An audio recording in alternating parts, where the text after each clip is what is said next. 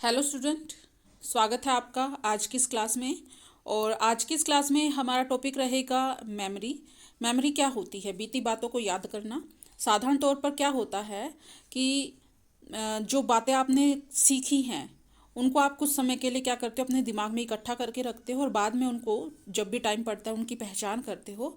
उसी को क्या कहते हैं? मेमोरी कहते हैं।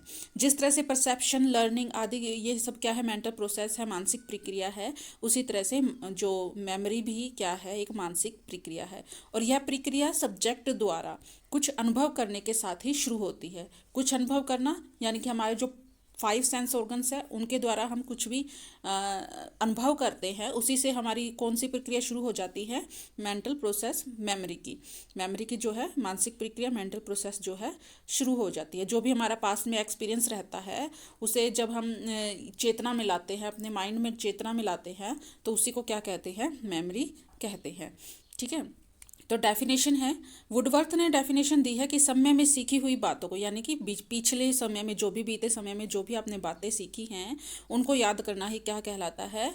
मेमोरी कहलाता है। इसी तरह आइजेंग ने अपनी एक परिभाषा दी है कि स्मृति क्या होती है कि प्राणी की वह योग्यता है जिसके द्वारा प्राणी पहले सीखने की प्रक्रियाओं से सूचनाएं इकट्ठी करता है। सीखने की प्रक्रिया से क्या करता है?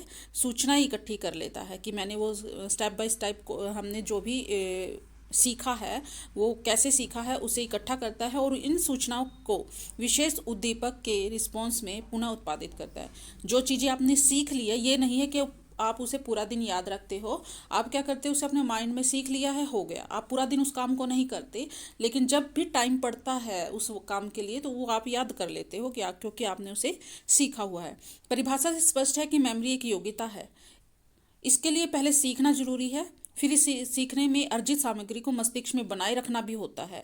अगर हम उसे बनाए नहीं रखेंगे तो क्या हो जाएगा? फॉरगेट हो जाएगा और समय आने पर इस सामग्री को पुनः उत्पादित किया जा सकता है। मेमोरी एक जटिल प्रक्रिया है और इसके कुछ स्टेज भी होते हैं। कौन कौन से स्टेज हैं? सबसे पहले तो लर्निंग। मेमोरी का जो फर्स्ट स्टेज है वो लर्निंग है, क्योंकि मेमोरी जो है लर्निंग से ही शुरू होती है। जब तक हमने कोई चीज़ लर्न ही नहीं की है तो हम उससे सीख नहीं सकते हैं। ठीक है।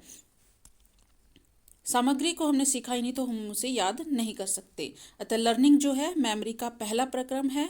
जब हम सीखते हैं तो हमारे मस्तिष्क में क्या बन जाते हैं? चिन्ह बन जाते हैं। रिटेंशन, रिटेंशन का मतलब धारण करना। सीखी हुई सामग्री को जो कि तो बनाए रखना भी होता है अपने माइंड में। वुडवर्थ के अनुसार धारणा वह आराम की दशा है जिसमें सीखी हुई चीज़ों को तब तक बनाए रखा जाता है जब तक कि दोबारा उसकी ज़रूरत ना पड़े। मान लीजिए आपने कोई अभी आपने बुक, मनोविज्ञान की बुक पढ़ रहे हो, अभी पढ़ रहे हो, अभी आपने उसको अपने दिमाग में रख लिया है, लेकिन आप उसे दिमाग से बाहर उसे इन जो भी आप पढ़ रहे हो उसे दिमाग से बाहर कब निकालोगे? जब उसकी ज़रूरत होगी, पेपर में ज़रूरत है, तभी आप उसे याद करोगे और लिखोगे। ऐसा नहीं है कि आपने पूरा दिन मनोविज्ञान पढ़ा और आप पूरा दिन उसे बोलते जा रहे हो, याद करते जा रहे हो, ऐसा कुछ नहीं है। उसे आप बनाए रखते हो अपने दिमाग में, लेकिन तभी उसे बाहर लाते हो अपने दिमाग से जब आपको उसकी ज़रूरत होती है। यह मेमोरी का दूसरा प्रक्रम है, धारणा। ठीक है। नेक्स्ट आपका स्टेज आ जाती है रिकॉल करना। रिकॉल का अर्थ है पुनः स्मरण करना। धारण किए हुए विषय या सामग्री को चेतना में लाना ही रिकॉल कहलाता है। अगर आप किसी धारण की हुई, लर्न की हुई चीज़ को चेतना में नहीं ला पा रहे हैं, रिकॉल नहीं कर पा रहे हैं, तो वो आपकी फॉरगेट हो चुकी है, वो फिर मेमोरी नहीं रहती है। तो यह मेमोरी का तीसरा प्रक्रम है। यह शाब्दिक या साकार काल्पनिक रूप में हो सकता है। और रिकॉल के भी 4 प्रकार होते हैं। यहाँ पे रिकॉल के अगर शॉर्ट में आ जाए रिकॉल के टाइप्स तो आप यहाँ से बता सकते हो। सबसे पहला स्टेप जो प्रकार है इसका है डेलिब्रेट। जब किसी घटना या अनुभव को प्रयासपूर्ण चेतना स्तर पर लाया जाता है, याद करने की कोशिश की जाती है, जबरदस्ती याद करने की कोशिश की जाती है। मान लीजिए आपको किसी का नंबर याद नहीं, किसी टीचर का नंबर या रिश्तेदार या दोस्त का नंबर, बचपन के दोस्त का नंबर आपको याद करना है, तो आप पूरा जोर लगाते हो दिमाग में, तो उसे ही क्या कहा जाता है? डेलिब्रेट रिकॉल कहा जाता है। स्पॉन्टेनियस में जब कोई घटना या अनुभव बिना किसी प्रयास के स्वयं ही चेतना स्तर पर आ जाता है उसे स्पॉन्टेनियस कहते हैं। इसमें क्या होता है कि जब आप बैठे हो, कुछ और काम कर रहे हो और लेकिन बात आपको कुछ और याद आ गई है, तो इस तरह की चेतना को स्पॉन्टेनियस जो है चेतना कहते हैं।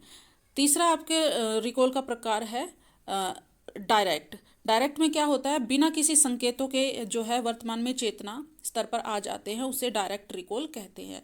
जैसे आप बैठे और आपने क्वेश्चन पेपर देखा और आपने प्रश्न पढ़ा कि रिकॉल किसे कहते हैं, और आपने सीधा लिखना स्टार्ट कर दिया। तो इसमें आपने ना कोई जोर लगाया ना कोई संकेत, ठीक है। लेकिन इनडायरेक्ट में क्या होता है कि गत अनुभव चेतना स्तर पर किन्हीं संकेतों के माध्यम से आता है। किन्हीं संकेतों के माध्यम से कैसे आ जाता है? मान लीजिए आपने किसी व्यक्ति को देखा और उसकी शक्ल या उसका पहनावा जो है आपके किसी दोस्त से मिलता जुलता है, तो आप क्या कहोगे कि इसे देख करके मुझे अपने दोस्त की याद आ गई। तो इसे इनडायरेक्ट कहते हैं, क्योंकि आपको संकेत मिले हैं उन्हें याद करने के, अपने दोस्त को याद करने के। उसके बाद आ जाता है रिकॉग्नाइजेशन। इसमें क्या होता है, इसे पहचान ही कहते हैं, और कुछ मनोवैज्ञानिकों ने क्या माना है, रिकॉल को ही रिकॉग्नाइजेशन माना है, दोनों को एक ही माना है। इसमें क्या होता है कि आप पूर्व परिचित होने की बात करते हैं किसी भी व्यक्ति के साथ, किसी भी सामग्री के साथ। इसका मतलब ये हुआ कि आप किसी को तभी पहचान सकते हो ना जिसे आपने पहले याद किया हो या आपका एक्सपीरियंस हो, उसी को तभी आप पहचान सकते हो, रिकॉल करते हो, पहचानते हो, ठीक है। मान लीजिए आप बच्चों को मिक्स अल्फ़ाबेट दे देते हैं और छोटे बच्चे को, तो आप उससे कहते हो कि इसमें से ए ढूंढ के दिखा, बी ढूंढ के दिखा, तो बच्चा तभी उस ए या बी को, जो भी आपने उससे पूछा है, तभी पहचान पाएगा जब उसने मैम लर्निंग की होगी, उसे अपने माइंड में धारण करके रखा होगा, फिर रिकॉल करेगा, अपने दिमाग में याद करेगा, और तभी वो उसे पहचान पाएगा कि ये ए है, ये बी है, ठीक है, मिक्स अल्फ़ाबेट में से। अब नेचर क्या है, नेचर ऑफ मेमोरी क्या है? आधुनिक युग में स्मृति के स्वरूप को लेकर के दो मॉडल प्रचलित हैं, ठीक है। एक मल्टीपल स्टेज मॉडल है, एक सिंगल स्टेज मॉडल है। एक मल्टीपल और एक सिंगल स्टेज मॉडल। जो मल्टीपल स्टेज मॉडल है उसे पढ़ते हैं हम। सन 1950 के दशक तक मेमोरी को जो है सिंगल स्टेज माना जाता था, सिंगल स्टेज, पढ़ा और याद करना बस। लेकिन 1960 में क्या हुआ कि यह धारणा बदली, कौन सी, सिंगल स्टेज वाली, और मनोवैज्ञानिकों ने प्रायोगिक अध्ययनों के आधार पर बताया कि मेमोरी एकल अवस्था ना होकर बहुअवस्था मॉडल है, क्योंकि इसकी कई स्टेजेस है और तभी लर्निंग होती है, स्टेप बाय स्टेप लर्निंग होती है, ये नहीं कि पढ़ा और याद हो गया बस। इस प्रकार मल्टी स्टेज मॉडल प्रकाश में आया, ठीक है।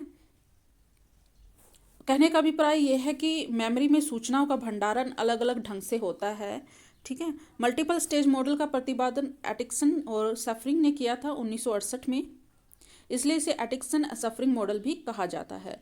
इसमें इंफॉर्मेशन प्रोसेस को अपनाया गया। उनके अनुसार मेमोरी तीन तरह की होती है। कौन कौन सी होती है? एक तो सेंसरी मेमोरी होती है, sensory memory, short term memory, long term memory. Sensory memory को ये शॉर्ट टर्म में लिखा हुआ है, मतलब शॉर्ट फॉर्म में लिखा हुआ है सेंसरी मेमोरी SN, अगर आगे कहीं भी ये लिखा मिल जाए STM और LTM। सेंसरी मेमोरी को हिंदी में क्या बोलेंगे? संवेदी स्मृति, और शॉर्ट टर्म को लघुकालिक कालिक स्मृति, और लॉन्ग टर्म को दीर्घकालिक स्मृति। अब सेंसरी मेमोरी को नाम से ही पता चल रहा है कि वो स्मृति जो हमें सेंस ऑर्गन से मिल रही है, ठीक है। तो इसमें क्या बताया गया है और कि इस मॉडल द्वारा मेमोरी सिस्टम को दर्शाया गया है। इसमें स्पष्ट होता है कि सबसे पहले सेंस ऑर्गन्स के माध्यम से सूचनाएं जो हैं, सूचनाएं कुछ क्षणों के लिए ध्यान केंद्रित नहीं हो इस मॉडल द्वारा मेमोरी सिस्टम को दर्शाया गया है। इसमें स्पष्ट होता है कि सबसे पहले सेंस ऑर्गन के माध्यम से जो है सूचनाएं जो हैं SM यानी कि सेंसरी मेमोरी में आती हैं, और उसके बाद सूचनाएं क्या पर जब ध्यान केंद्रित हो जाता है, अगर नहीं होता ध्यान केंद्रित तो वो फॉरगेट हो जाती हैं, अगर ध्यान केंद्रित हो जाता है तो वो STM में प्रवेश पा लेती हैं। और STM में भी अगर हम प्रैक्टिस नहीं करते या फिर ध्यान केंद्रित नहीं कर पाते तो STM से भी वो फॉरगेट हो जाती है, लेकिन जब हम उस वहाँ पे भी रिहर्सल करते हैं तो जो सूचनाएं हैं LTM में चली जाती है। इसके लिए एक मॉडल होता है, यहाँ पे साइड में आप देख लेना, मैं यहाँ दिखाती हूँ, मॉडल साइड में ये बनाया हुआ है। जैसे यहाँ संवेदी निवेश यानी कि सूचनाएं आई, यहाँ मैं बना के दिखाती हूँ, सेंस ऑर्गन से संवेदी निवेश, सेंस ऑर्गन से सूचना आई। यहाँ ये मॉडल कुछ इस तरह से बनेगा आपका, ये एरो का निशान बनेगा, छोटा एरो बना देते हैं। यहाँ संवेदी निवेश से यहाँ पे सेंसरी मेमोरी में आ गई सूचनाएं। अगर सेंसरी मेमोरी में रिहर्सल हुई है, ध्यान केंद्रित हुआ है, तो वो लुप्त नहीं होंगी। कहाँ चली जाएंगी सूचनाएं? सूचनाएं चली जाएंगी STM में। अगर ध्यान केंद्रित नहीं हो पाता है तो सूचनाएं यहाँ से विलुप्त हो जाएगी, और वो ना तो STM में जाएगी ना ही LTM में जाएगी। अगर STM में भी आपका ध्यान केंद्रित हो जाता है तो सूचनाएं कहाँ चली जाएंगी? वो LTM में चली जाएंगी, लॉन्ग टर्म मेमोरी में चली जाएंगी। लेकिन अगर यहाँ भी आपका ध्यान केंद्रित नहीं हो पाता है, तो आप भी यहाँ रिहर्सल नहीं हो पाता है, तो STM से जो है विलुप्त हो जाती है। क्या सूचनाएं और एलटीएम में नहीं जा पाती है। लेकिन अगर आप ध्यान केंद्रित कर लेते हो तो सूचनाएं कहाँ एलटीएम में चली जाती है, और वो दीर्घकालिक यानी कि 1 हफ्ते तक, 1 महीने तक, 1 वर्ष तक या जीवन भर भी वो सूचनाएं आपके माइंड में रह सकती हैं। ये तो मॉडल है एडिक्सन का, ये आ सकता है पेपर में। और सेंसरी मेमोरी क्या होती है पढ़ लेते हैं। सेंसरी मेमोरी संवेदना के द्वारा घटित होती है। जैसे आप आँख से, नाक से, आँख कान से जो भी होता है, जो भी सुनाई दे रहा है या जो भी दिखाई दे रहा है, उसे उन सूचनाओं को माइंड में ले जाना, उससे क्या कहते हैं, जो सेंसरी मेमोरी कहते हैं। ये संवेदना के द्वारा घटित होती है। यह मेमोरी संवेदना को अल्पकाल के लिए ही बनाए रखती है और इसका समय कितना होता है, 4 सेकंड तक का होता है। इसे आप इस तरह से समझ सकते हैं, यदि आप क्या बाजार में जा रहे हो तो जिस रास्ते से आप जा रहे हो वहाँ रास्ते में ना जाने कितनी गाड़ियाँ आपके पास से निकली होंगी, कितने व्यक्ति, पैदल चलते व्यक्ति आपके पास से निकले होंगे, तो वो कितनी देर तक आपके माइंड में रहते हैं, सिर्फ 4 सेकंड तक। 4 सेकंड तक आपको याद रहेगा कि मेरे पास से कोई आदमी गया है, निकला है। लेकिन उसके बाद आप भूल जाओगे कि कितने आदमी आपके पास से निकले हैं, आपको कुछ भी याद नहीं रहेगा। अभी आप देखो कि आप जब घर से बाजार तक जाते हो तो ना जाने कितने पेड़ रास्ते में आते हैं, क्या आपको पता है कि वो कितने हैं? काउंटिंग की है? नहीं, आपने वो काउंटिंग नहीं किया क्योंकि आप याद ही नहीं रख पा रहे हो। आप वहाँ से ना जाने 10 बार निकले हो, लेकिन सेंसरी मेमोरी के कारण आप उसने याद नहीं रख पा रहे हो। क्या कईयों को तो ये भी नहीं याद रहेगा कि रास्ते में किस किस चीज़ के पेड़ थे, कौन कौन से झाड़ थे, ये भी याद नहीं रहता है। कितने खंबे थे बिजली के, ये भी याद नहीं रहेगा। ठीक है, तो ये होता है सेंसरी मेमोरी। ये सेंस ऑर्गन से संबंधित होती है। सेंस ऑर्गन में जो सामग्री जो है ज्यों की त्यों ही रहती है, उसमें कोई बदलाव नहीं होता। ये बदलाव कैसे होता है ये मैं आगे बताऊंगी आपको। और यहाँ पे अंतर बताया गया है कि सेंसरी मेमोरी और शॉर्ट टर्म मेमोरी में अंतर क्या होता है। सेंसरी मेमोरी में जो धारण क्षमता होती है वो अपेक्षाकृत कम होती है एसटीएम से। ठीक है, और सेंसरी मेमोरी में सूचनाओं में परिवर्तन नहीं होता है। एसटीएम में प्राप्त सूचनाओं में पहले कूट संकेतन होता है। ये बात आपको याद रहे, ये भी पूछा जा सकता है, कूट संकेतन क्या होता है। इसके बाद भंडारण होता है। हमारे जितने भी प्रकार के सेंस ऑर्गन्स है उतनी ही प्रकार की हमारी सेंसरी मेमोरी है, परंतु एक्सपेरिमेंटल साइकोलॉजी में हम अधिकतर विजुअल सेंसरी मेमोरी और ऑडिटरी सेंसरी मेमोरी को ही स्टडी करते हैं। ठीक है, अब ये कूट संकेतन क्या होता है। कूट संकेतन इस तरह से कर सकते हैं, जैसे आपने कोई नंबर याद किया, करना होता है फ़ोन नंबर, तो सेंसरी मेमोरी में तो आपको जो का तो है याद रखना होता है। जैसे आपको पहले अपना एनरोलमेंट नंबर मिला होगा, तो उस एनरोलमेंट नंबर को देखते ही आपको सिर्फ वो 4 सेकंड तक ही याद रहा होगा कि यूँ का यूँ याद रहा होगा। जैसे कि आपका कोई मान लीजिए कोई एनरोलमेंट नंबर आप यहाँ पे लिखो, कुछ भी लिख लो। हाँ, तो ये आपके सामने आया, मैंने झट से इसे मिटा दिया। तो आप अब बताओ आपको क्या याद रहा यहाँ पर। आपने देखा, अच्छे से देखा, 4 सेकंड तक आपको याद रहा, अब आप यहाँ से भूल जाओगे। ठीक है, और इसे सेंसरी मेमोरी कहते हैं। और लॉन्ग ये 4 सेकंड तक रहती हैं, तो यही इनमें अंतर है। एस्टिम क्या होता है, कितनी इसकी धारण क्षमता है, हम आगे पढ़ेंगे। अब ये विजुअल सेंसरी मेमोरी और ऑडिटरी सेंसरी मेमोरी क्या होती है।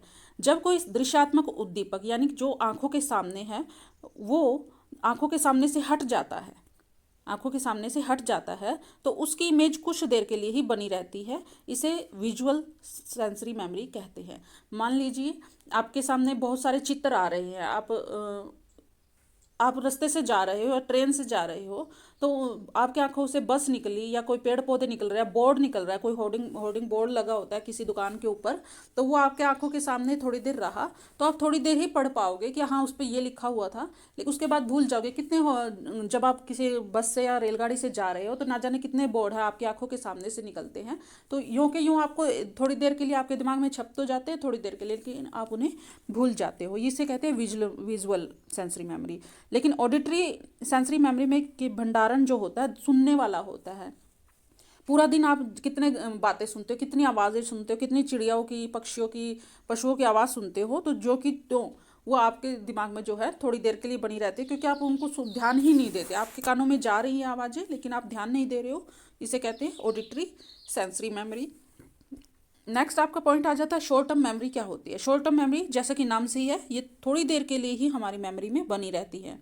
शॉर्ट टर्म मेमोरी में लर्निंग की मात्रा कम होती है, यानी कि हम उसे ज़्यादा याद नहीं कर सकते, और इसे धारण करने का परीक्षण थोड़ी देर बाद किया जाता है। जैसे कि मैंने आपको 7वें पेज पे हम यहाँ हैं इस टाइम पे, लेकिन पहले 6 पेज पे आपने क्या पढ़ा वो आपको सिर्फ थोड़ी देर के लिए ही याद रहेगा, क्योंकि इसकी धारण क्षमता क्या है, 30 सेकंड होती है या 1 मिनट होती है। इसके लिए याद रहेगा, जैसे ही आप यहाँ से उठ के जाओगे, बंद कर दोगे वीडियो को, आपको इसके बारे में ज़्यादा याद नहीं रहेगा, क्योंकि आपको ज़्यादा याद करने के लिए इस वीडियो को दोबारा सुनना पड़ेगा, तिबारा सुनना पड़ेगा, जब जाके आपको कि ये वीडियो जो है, ये मेमोरी का चैप्टर जो है आपके दिमाग में लॉन्ग टर्म में जाएगा। अभी ये आपके शॉर्ट टर्म में ही है, शॉर्ट टर्म में है। ठीक है, तो इसे ये थोड़ी देर के लिए होती है, और इसकी धारण क्षमता कितनी होती है, 1 मिनट या 30 सेकंड तक होती है, और थोड़ी देर बाद ही इसे रिकॉल करने को बोला जाता है। अब अकॉर्डिंग टू ब्रॉडबैंड 1958, एसटीएम एक बायोइलेक्ट्रिक प्रोसेस है। इसमें फॉरगेटिंग और हस्तक्षेप दोनों होता है। फॉरगेटिंग मतलब जल्दी भूल सकते हैं, और हस्तक्षेप का मतलब यदि आप यहाँ पढ़ते पढ़ते आपका ध्यान किसी म्यूजिक की तरफ चला जाता है, या कोई आपको आवाज़ दे देता है, तो आप यहाँ भी ये भूल जाओगे कि हम पढ़ क्या रहे थे। ठीक है, तो इसे हस्तक्षेप बोलते हैं। ये अधिक होता है, इसकी सीमित अवधि जो है 30 सेकंड की होती है, और या 1 मिनट के लिए होती है। जब तक एक व्यक्ति किसी सामग्री को सीखने के लिए 30 सेकंड के बाद उसे रिकॉल करता है, तो अगर 30 सेकंड के बाद वो पुनः रिकॉल कर लेता है कि हाँ हाँ हम ये यहाँ पर थे, ये पढ़ रहे थे, तो वो शॉर्ट टर्म मेमोरी कहलाता है। शॉर्ट टर्म मेमोरी को वर्किंग मेमोरी भी कहते हैं। अगर आपके पेपर में आ जाए वर्किंग मेमोरी क्या होती है, इसे एक्टिव मेमोरी भी कहते हैं, इसे प्राइमरी मेमोरी भी कहते हैं। तीनों ही नाम इसके हैं, किसके, शॉर्ट टर्म मेमोरी के। तो आ जाएगा आपके पेपर में, कोई भी आ जाए, एक्टिव मेमोरी आ जाए, वर्किंग मेमोरी आ जाए, प्राइमरी मेमोरी आ जाए, तो आप शॉर्ट टर्म मेमोरी के बारे में लिख दीजिएगा। और शॉर्ट टर्म मेमोरी का जो विस्तार है वो 7 ± 2 होता है, यानी कि आप ज़्यादा से ज़्यादा 9, यानी कि 7 में 2 प्लस करो, 9 शब्दों को याद रख सकते हो, या कम से कम 7 में से 2 माइनस करो तो 5, या कम से कम 5, और ज़्यादा से ज़्यादा 9 चीज़ों को आप एक टाइम पे याद कर सकते हो। ये संकेतन क्या होता है ये भी हम पढ़ेंगे अभी। पहले कैरेक्टरिस्टिक पढ़ लेते हैं इसके एसटीएम के कैरेक्टरिस्टिक क्या होते हैं। टाइम क्या होता है, इसकी जो अवधि होती है, टाइम जो होता है, ये 30 सेकंड तक माना जाता है। ये 30 सेकंड तक हम कोई भी चीज़ याद कर सकते हैं, वो शॉर्ट टर्म मेमोरी कहलाती है। स्टोरेज कैपेसिटी इसकी क्या होती है, 7 ± 2, ये इसकी स्टोरेज कैपेसिटी होती है। एनकोडिंग क्या होती है, अब एनकोडिंग पे आ जाते हैं। एनकोडिंग कई प्रकार से हो सकती है एनकोडिंग, और परंतु वास्तव में यह ज़्यादातर ध्वन्यात्मक होती है, ध्वन्यात्मक सुनने से रिलेटेड होती है।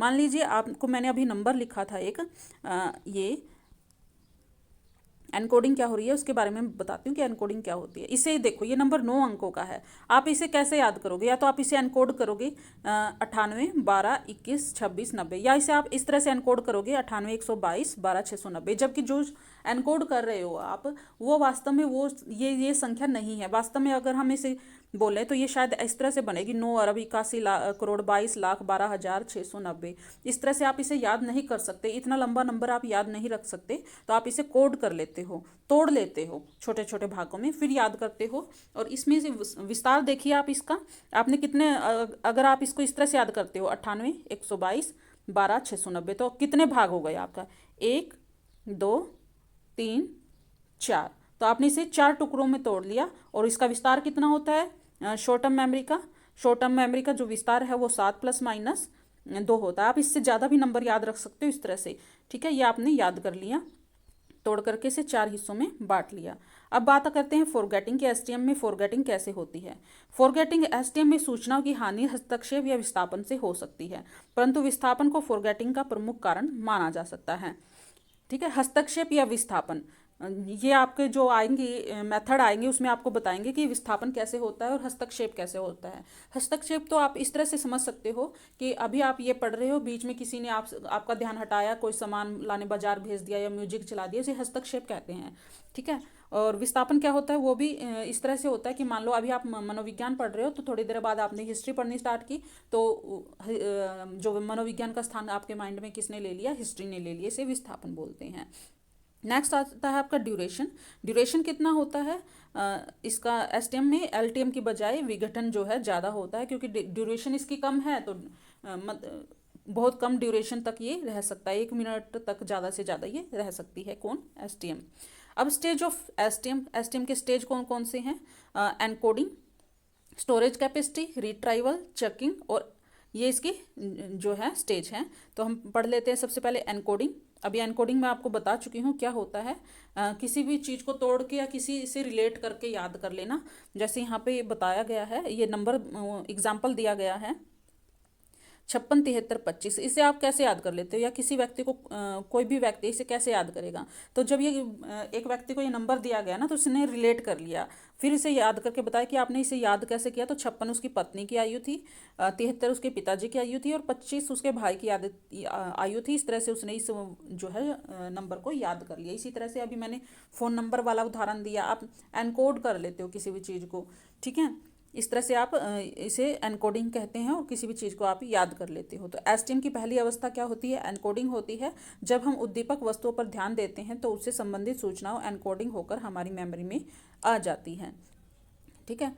दूसरा पॉइंट है इसका स्टोरेज कैपेसिटी। अब स्टोरेज कैपेसिटी हम बार बार पढ़ रहे हैं। हमारे माइंड में जो है स्टोरेज या 7 आइटम तक मानी जाती है। कम से कम इसका विस्तार 5 आइटम तक या ज़्यादा से ज़्यादा 9 आइटम तक हो सकता है। कुछ लोग 5 आइटम को स्टोर कर पाते हैं, कुछ लोग 9 को कर लेते हैं, ठीक है। मिलर ने बताया कि एसटीएम में धारण करने की जादुई संख्या जो है, ये संख्या मिलर ने दी है, ये भी याद रखना है। ये 7 + -2 वाली संख्या किसने दी है, मिलर ने दी है, और इसे जादुई संख्या कहा है। एक्सपेरिमेंटल स्टडीज़ में सब्जेक्ट के सामने अंकों, अक्षरों या शब्दों को विभिन्न क्रम में प्रस्तुत किया जाता है। सब्जेक्ट को उन्हें उसी क्रम में दोहराना होता है। यह एक्सपेरिमेंट किया उन्होंने। आइटम को तीव्र गति से प्रस्तुत किया जाता है, जिससे सब्जेक्ट को समय ना मिले उसे याद करने का। वो सूचनाओं को एलटीएम से जोड़ सकते हैं। इस प्रकार जितने आइटम को सब्जेक्ट के रिकॉल करने में सफल होता है। यहाँ पे मिलर ने एक एक्सपेरिमेंट किया था, वो मैं आपको बता देती हूँ कैसे किया था।